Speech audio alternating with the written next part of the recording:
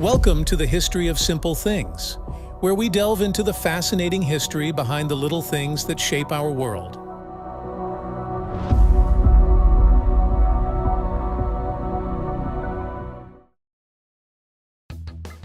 Hey there!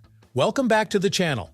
Today, we're diving into something that's often overlooked but is absolutely crucial when you ride a motorcycle: the clutch. If you've ever ridden a bike, you know the feeling when you pull that lever on the left handlebar, but what's really going on? What exactly is the clutch doing when you're cruising down the road or tearing up a trail? And how does it help you shift gears and keep your ride smooth? Well, today, we're going to break it all down. So buckle up, let's shift into gear and talk about clutches and motorbikes.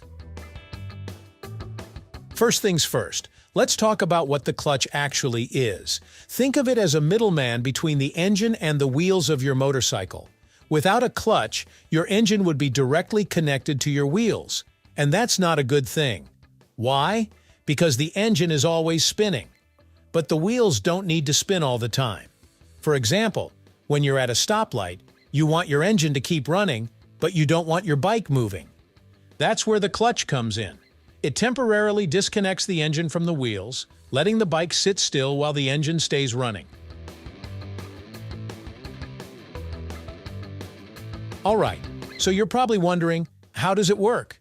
In simple terms, when you pull in the clutch lever, you're telling the clutch to disengage.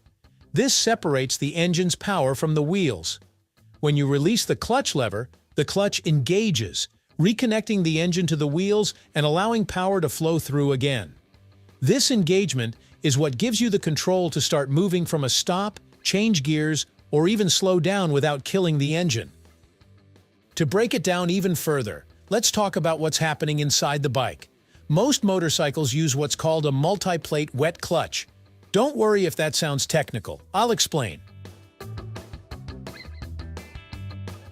Picture a sandwich, but instead of bread and meat, you've got a stack of metal plates and friction plates.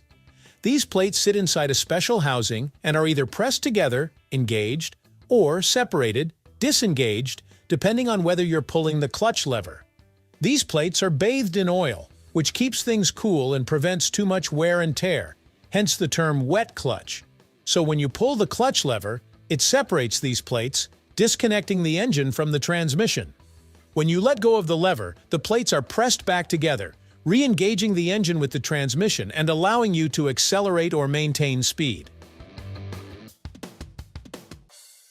Okay, now you might be thinking, why do we even need this middleman? Well, motorcycles, like cars, operate on gears.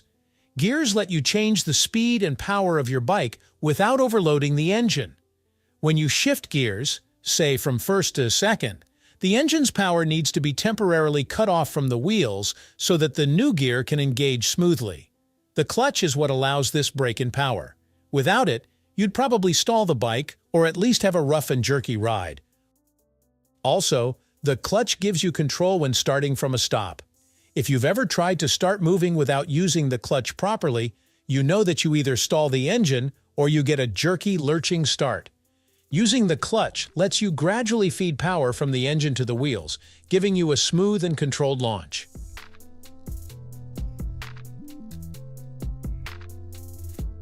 There are different types of clutches used in motorcycles, and while most bikes use the multi-plate wet clutch, you may also come across a couple of other types.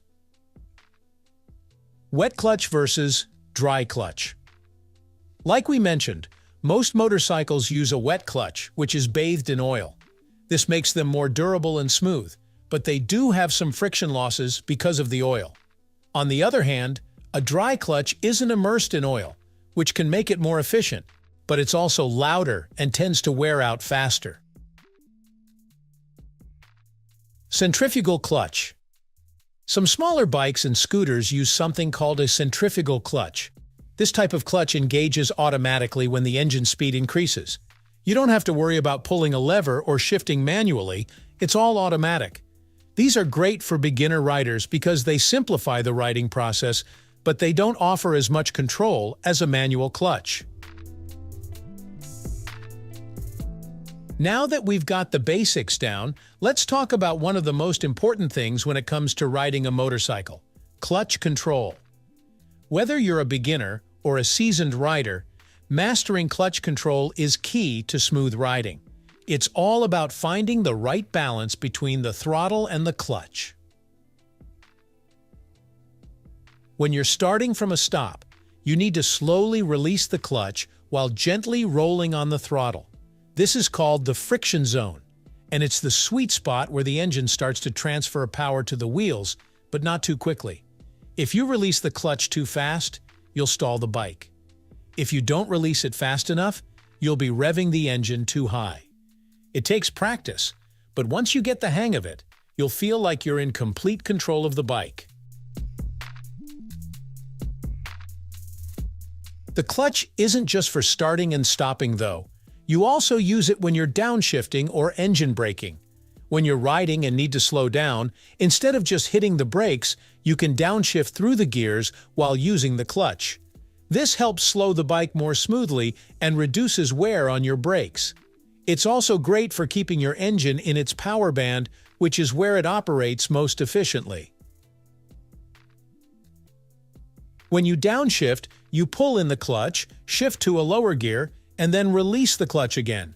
You need to match your engine speed with your wheel speed, and the clutch helps you do that without jerking the bike around. This is called rev matching, and it's a technique that, when mastered, makes your riding super smooth.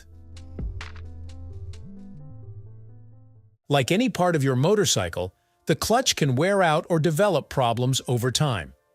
The most common issue is clutch slippage, where the clutch doesn't fully engage and you lose power to the wheels. You might notice that your engine revs higher, but you're not going any faster. This can happen if your clutch plates are worn out or if there's an issue with the clutch cable. To avoid problems, always make sure to adjust your clutch cable properly. Don't overuse the clutch and try to be smooth with your inputs. Riding aggressively with too much clutch slipping can wear out the plates faster. So, there you have it. That's the clutch in a nutshell. It's one of those things that you might not think about much when riding, but it's working hard behind the scenes to make sure your motorcycle rides smoothly. Whether you're starting from a stop, shifting through gears, or coming to a halt, the clutch is your key to control. By mastering clutch control and understanding how it works, you'll not only become a better rider, but also extend the life of your bike. Thank you for watching. If you have suggestions for our next video, feel free to share them in the comments below. We'll be sure to give you an acknowledgement for your contribution. Thank you for joining us on this journey through the history of simple things. Don't forget to like, subscribe, and stay tuned for more stories woven through the smallest details.